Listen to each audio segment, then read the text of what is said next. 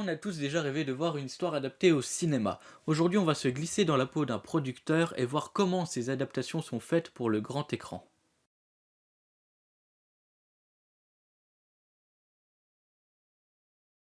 À l'image de Harry Potter, Game of Thrones ou La Reine des Neiges, on a tous déjà vu une histoire adaptée au cinéma. Toutefois, une adaptation cinématographique ne se limite pas à projeter la pâle copie de l'histoire originale. Nous allons aujourd'hui essayer de comprendre toutes les subtilités et les détails qui font qu'une adaptation est difficile à rendre pour le 7e art.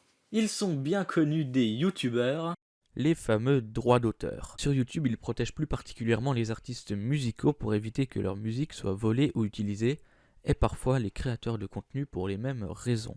Pour pouvoir vous parler des droits d'auteur dans le contexte de cette vidéo, je vais devoir revenir sur l'histoire de ceux-ci.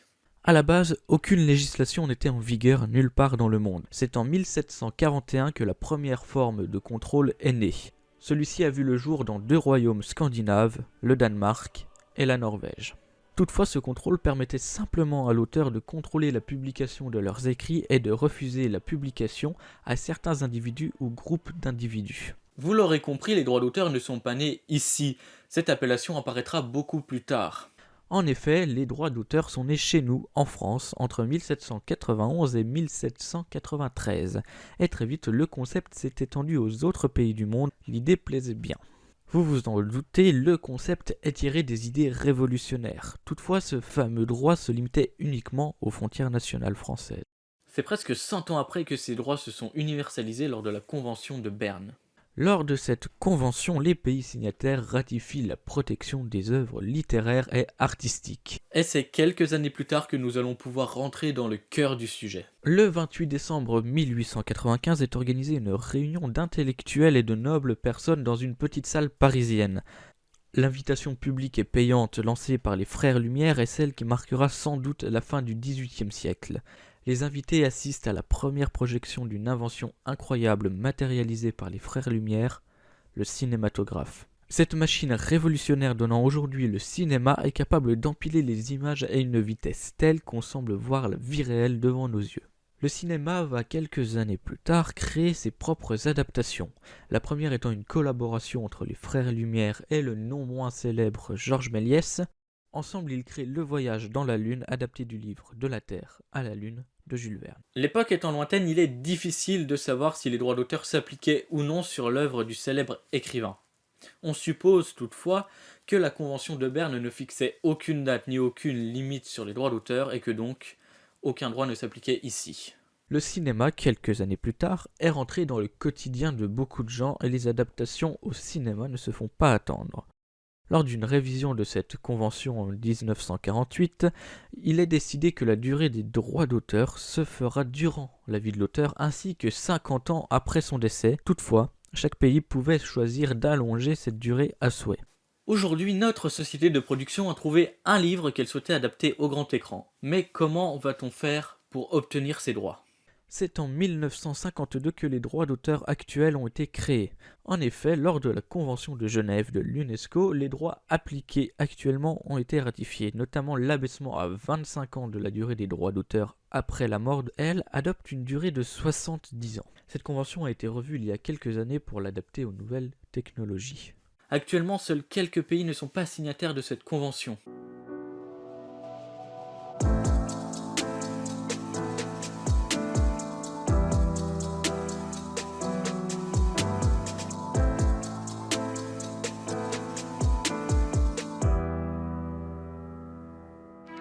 Vous l'aurez peut-être remarqué, mais la Corée du Nord est bel et bien signataire de cette convention. Le rappel historique fut long mais nécessaire. Vous comprenez désormais que la plus grosse source de problèmes sont les droits d'auteur. À l'heure actuelle, si un producteur du monde entier veut adapter Notre-Dame de Paris ou 20 000 lieues sous les mers, il le peut sans souci. Par contre, si celui-ci veut adapter La Peste d'Albert Camus ou Le Fléau de Stephen King, les droits d'auteur s'opposeront à cela. Que faut-il donc pour adapter une œuvre soumise à des droits d'auteur ? Plusieurs solutions sont possibles. Tout d'abord, l'accord entre la société de production audiovisuelle et l'auteur ou la maison d'édition de l'auteur. Les simples accords de bon entendeur entre une société de production et les maisons d'édition sont très rares. En même temps, les adaptations de livres soumis à des maisons d'édition sont très rares également. Ce sont plus généralement les auteurs qui tombent d'accord avec une société de production ou un réalisateur, comme ce fut le cas pour toutes les adaptations de Stephen King, sauf Maximum Overdrive, mais je vais éviter de parler de ce film sous peine de mort cérébrale. Si aucun accord n'est trouvé, il reste la manière la plus radicale: l'achat des droits. Encore une fois, la négociation se fait entre les deux mêmes parties sur le prix de l'histoire et de son univers. Toutefois, cette solution est, vous vous en doutez, la moins avantageuse. Dans un premier temps, elle fait perdre de l'argent aux producteurs, et dans un deuxième temps, il n'y a que les droits qui sont achetés. Je m'explique.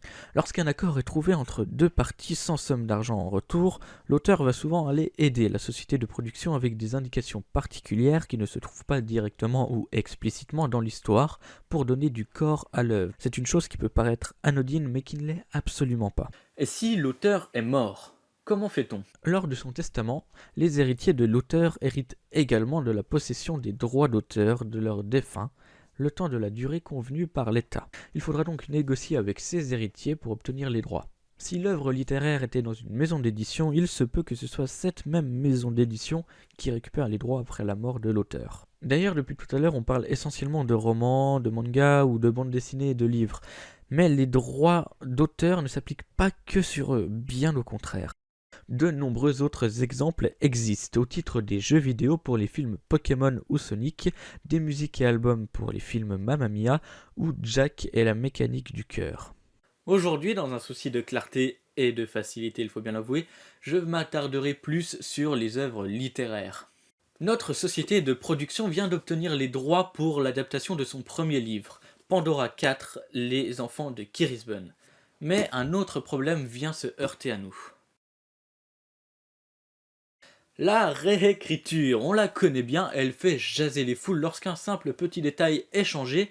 Les fans d'Harry Potter le savent bien. Les films des studios Warner ont changé beaucoup de choses au livre. Suppression de scènes, ajout de certaines, oubli de précision, en soi la saga Harry Potter tient ici son plus gros point faible. Toutefois, ces modifications sont tout à fait légales. En effet, lors d'un accord ou d'un achat de droit d'auteur, l'acheteur a la main mise sur l'œuvre. Il peut modifier presque tout ce qu'il souhaite. Pourquoi presque? Eh bien, un droit moral s'applique. Il consiste tout simplement en le fait que les titulaires des droits ont un droit de regard sur ce qu'il est fait de leur œuvre par la société de production. Une limite est fixée également. Celle-ci oblige les scénaristes à ne pas trop dénaturer l'œuvre dont ils sont chargés de la réécriture. Si l'auteur trouve que son œuvre est dénaturée, il ne peut pas se rétracter. Il peut simplement demander à ne pas être cité dans le générique du film. En effet, il existe 3 types de citations majeures lors d'une adaptation. La première consistant à citer entièrement l'auteur lorsque celui-ci est en accord total avec les producteurs. La seconde prône l'inspiration ou la large adaptation. On peut notamment penser à la série Netflix Lupin qui est inspirée du roman éponyme. La non-citation de l'auteur, soit lorsqu'il le demande, soit lorsque les droits d'auteur ne s'appliquent plus. La non-citation est également parfois présente chez les acteurs, à l'image de Michael Jackson qui ne souhaitait pas être crédité sur une voix off qu'il a... Mais au final, pourquoi réécrire une œuvre? Les raisons sont ici multiples et variées, mais on peut ranger le tout dans la case « c'est une histoire qui doit être crédible au cinéma ». En effet, un film et un livre ce n'est absolument pas pareil. Logique. Un film se regarde en une fois, un livre se lit en de nombreuses. Il faut donc que le spectateur saisisse toutes les subtilités de l'histoire directement. C'est une raison qui amène principalement à la réécriture. Des scènes souvent considérées comme inutiles ou moins essentielles sont supprimées, parfois comblées par une autre ou par quelques phrases dans une autre scène. Parfois, il faut réécrire un dialogue pour qu'il soit plus propice au cinéma. Parfois, il faut changer certains des décors décrits par l'auteur. En soi, la réécriture est un travail minutieux qui ne demande pas d'être pris à la légère. Mais dans un autre cas, elle est tout à fait différente dans les adaptations de la vie réelle. Adapter une histoire réelle est également une habitude, et très souvent on pense aux films d'horreur car ce sont les plus marquants. Que ce soit Amityville ou Annabelle, ces deux histoires sont des adaptations de faits réels où la réécriture a fait son chemin. Adapter ce type d'histoire réelle mérite une réécriture et une scénarisation supplémentaires pour ajouter du suspense ou de l'attention au spectateur. C'est pour cela qu'est souvent inscrit les mots basés sur des faits réels. On se base sur des faits pour créer une histoire encore plus palpitante, plus ou moins comme dans Once Upon a Time in Hollywood. Il en est de même pour les films From Hell ou Zodiac. En effet, l'identité du tueur étant inconnue, il faut créer une histoire autour pour le mettre en scène, comme dans Zodiac où l'on suit un policier chargé de l'affaire. Il y a ces films qui méritent un coup de stylo avant le rendu du scénario final, et ces autres films qui sont totalement dans le cas contraire. En effet, certains films tirés d'histoires réelles ne passent que très peu par l'outil de réécriture. En effet, ces adaptations ont pour but de raconter une histoire. Ils doivent donc être le plus conformes possible au contexte de l'époque. Lorsque le film J'accuse est en production, il ne mérite pas de réécriture, mais simplement des recherches pour approfondir le sujet, avoir des informations peu connues, des récits de scènes et surtout un contexte géopolitique et social fort pour pouvoir adapter au mieux les habits, coutumes, langage et vie de l'époque. Il en est de même pour des films comme Été 92, racontant l'exploit de l'équipe nationale de football danoise d'avoir gagné l'Euro 92. Le film a dû mettre en scène de nombreuses histoires et témoignages pour créer ce film. Ce n'est pas réellement une réécriture, mais plus simplement une crédibilisation de l'histoire originale. Dans d'autres cas de réécriture, il faut trouver une histoire à des personnages qui en ont déjà une. Puis je reviens sur les jeux vidéo. Pikachu et Sacha ont une histoire dans les jeux vidéo Pokémon. Parcourir le pays pour collectionner tous les monstres et collectionner les badges d'arène. Mais pour autant, les films ne reprennent jamais cette histoire. Ils en créent toujours une nouvelle, comme dans Détective Pikachu. C'est une autre forme de réécriture que l'on trouve aussi chez Tomb Raider ou Angry Birds. Nous avons analysé et réécrit le livre Pandora 4. Nous avons l'accord de l'auteur et le budget. Est-ce que quelque chose d'autre peut encore nous déranger ?